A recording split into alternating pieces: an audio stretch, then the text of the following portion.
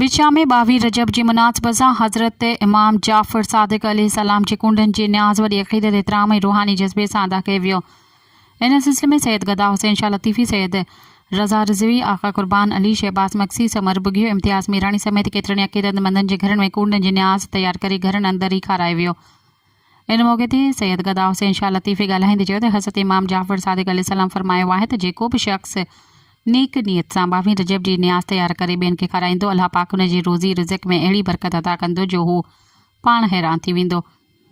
हुन चयो त हीउ न्याज़ सॼी राति जागी तयारु कयो वेंदो आहे ऐं क़ोंडन जो न्याज़ सिर्फ़ु घरनि में ई खारायो वेंदो आहे।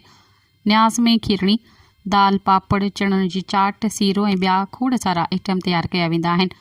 आख़िर में 22 रजब जी न्याज़ हज़रत इमाम जाफ़र सादिक अलैहि सलाम जे हवाले सां सभिनी मोमिननि खे दिलि जी गहराइनि सां मुबारकबाद ॾिनियूं वयूं। सब्सक्राइब कयो अवामी न्यूज़ HD खे ऐं ताज़ा तरीन ख़बरुनि लाइ ॾिसंदा रहो अवामी न्यूज़ HD।